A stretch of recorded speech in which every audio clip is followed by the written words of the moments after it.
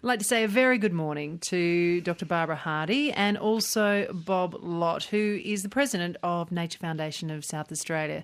But it is all about you, Barbara, today. A very happy 90th birthday. Thank you very much indeed. I wanted to find out a little bit more about your life because a lot of people might know and recognise things around this state that have been named after you, but not know much about you. So where were you born and where did you grow up? I grew up in South Australia. Mm-hmm. I was born in South Australia. And was it down at Largs? At Largs Bay, that's right. You've been doing your homework. Well, I try. It's not every day I get with that. I'm ready. Because I live at Seacliff, which is the other end of the beaches. So where did your love of science come from? I think it would have been taking I've got 4 sons, and I used to take the 2 younger ones up to the Flinders Ranges a lot. And I used to sort of wander around and think, I wonder what these rocks are. And when the boys got older than 15, I took myself off to Flinders University as a student. I think I was old enough to be the grandmother just about of most of the other students.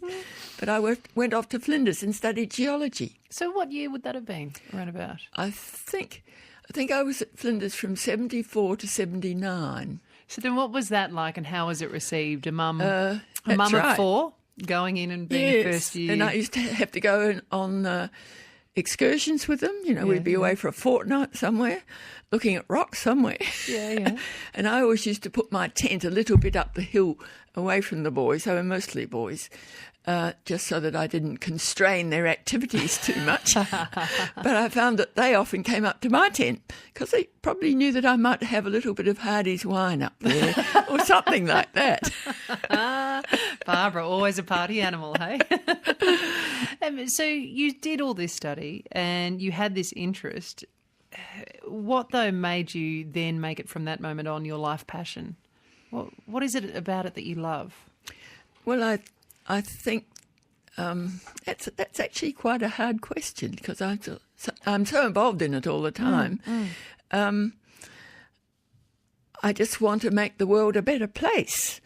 I think a lot of people don't realise that our economy depends very much on the health of our natural environment.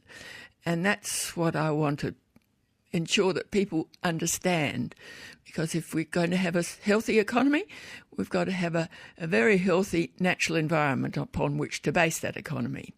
So talk to me then about the natural environment you've lived through across your 90 years, from those early trips out to the Flinders to now how you see our natural environment. There would have been ebbs and flows of maybe the economy pushing destruction of nature and then maybe a pullback as we realise just how important these environments are. I think probably that was more or less why and how the Nature Foundation got going. It was called the National Parks Foundation of South Australia in the beginning.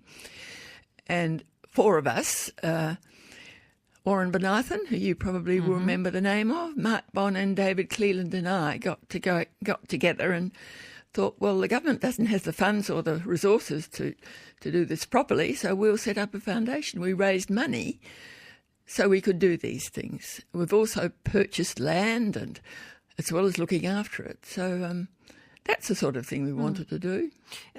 Bob, as the president of Nature Foundation of South Australia, what is your remit now? I mean, what do you look after at the moment? Well, it's grown a lot since Barbara started it, but Barbara's the person, we're always thinking about what Barbara would do in this case, or what Barbara will say if we don't get it right. Which of those? Yeah, I was going to say, which of those would be the more powerful motivator there, Bob? Well, Barbara will always say raise money. She'll always say we've got to raise money for the environment, and that's a credo that we sort of use a lot. But there are 3 things in the foundation. We've put 1.1 million hectares under the National Reserve System, which bought the land and either donated it back to the government or run it ourselves, managed it ourselves. We've given out a couple of $1 million to grants to young students, to postgraduate students, which makes it a very big group as far as the three universities are concerned, this fund giving that we do each year.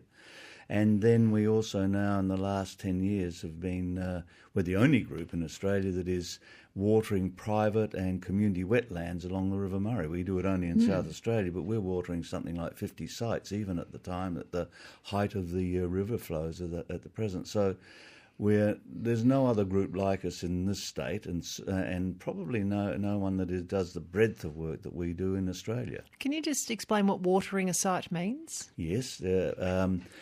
At the height of the drought, the government was able to identify those icon sites that it would find water for and the next range of sites that it would find water for, but they actually had nominated a whole range of very important ecological sites that were not going to get any water. So we started buying water and then started doing an arrangement with the Commonwealth Environmental Water Holder. And in doing so, we had 50 gigalitres over 5 years, a lot of water, to actually put on to the floodlands and the salt pans and so on, with a whole lot of other work being done at the same time. But we have been able to ensure that those trees that get a start at the height of the flood continue getting water, because otherwise they die. So there are millions and millions of red gum and black box that we've planted and lignum along the River Murray in South Australia. So it's a very big program, and that all started because Barbara and her three fellow founders could see what South Australia needed and pushed us into doing it. You're listening to ABC Adelaide, ABC Radio Adelaide, and that was the voice of Bob Lott, who is the president of Nature Foundation of South Australia. He's been desperate not to speak on the radio because this is actually all about Barbara Hardy today, who turns 90. She started the Nature Foundation of South Australia, as well as being involved in so many other causes around this state. How do you feel, Barbara, when you hear Bob list the amazing achievements of the Nature Foundation now in 2017? When I hear Bob say all these things, I think, thank goodness Bob's here. Because all I do is try and raise money. I'm called, in a polite sense, donor liaison. That means that I try and rip money off people in order to fund all the things that need to be done. So that's my role. Can anyone say no to you, Barbara? Not easily. Yeah, that's a good way to be then in your role. I think you might be perfectly married. Bob's nodding along next to you. So, Barbara, how do you feel about the world today? And I know that sounds like a trite question because it's so broad, but how do you feel about the environment in which we're living now and how we treat it? Well, the world isn't getting any bigger physically. The world population is getting bigger, so that's more people need to live on the resources provided by the world. So we just have to be more careful everywhere. We have to encourage every country to try to be more careful about its natural resources, because I think, as I said earlier, our economy depends on the health of our natural resources. And that isn't just Australia, that's all over the world. Place that I love to go to actually is Antarctica. Wow.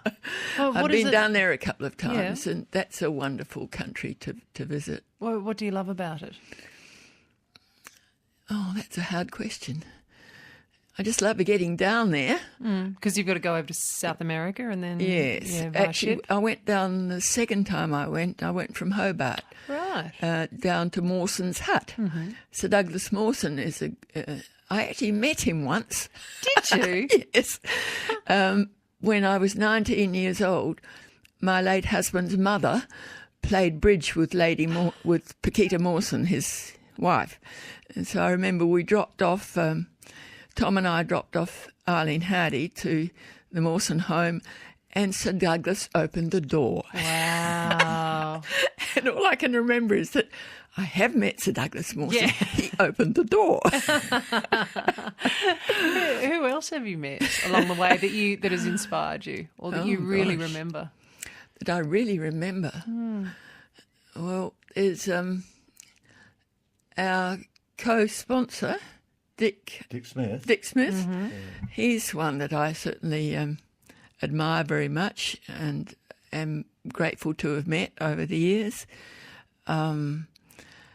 afterwards, I will remember them all. But sitting it's here... always the way when people put you on the spot. remember. I know. How many hours do you think you volunteered in your life? Because so much of this work has been volunteer, isn't it? Yes, it is. I did get paid once for something. That's when I worked for the CSIRO. Right. When I first graduated from Adelaide University with a degree in science, one of my lecturers said, "Now, what are you going to do now, Barbara?" And I hadn't even thought of that. So he said, "I think you ought to go and work for CSIRO." So I actually worked for CSIRO out at the Waite Institute for about a year and a bit, and that's the only time I've ever got paid. Actually, I used to love playing golf in those days too, and so I lived at Largs Bay, and so I used to go up to Adelaide in the train and then get on the tram to go out to the Waite Institute and then walk a mile up the driveway, all with a bag of golf balls and my 5-iron. And then at lunchtime I would go out into the paddock and practice my golf. Do you like how we live now, Barbara? Or do you miss those days that you're talking about and the ability to do that? Do you miss being a pioneer, which you I don't you even were? think about that. No. No, I don't think I miss. I just keep living. Yeah. And I try to keep raising money to help the environment because it needs it. So that's what that's why I'm called tactfully donor liaison. How many things are named after you? Oh heavens! One was named that has been named after me was yesterday when I went to the University of South Australia. They have a Barbara Hardy Institute there. So there we are. That must be exciting. I mean, or you A strike me fossil's as been someone named after me. A fossil. A fossil, yes. Barbara has an Ediacaran fossil now. Yeah. And another little critter or creature, which I can't remember the name of. Well, it doesn't matter. They all know now that it's the Barbara Hardy little critter, whatever it might be. Well, you've obviously seen so much. Do you have a moment in your life that you look back at most fondly as being a life-changing moment for you?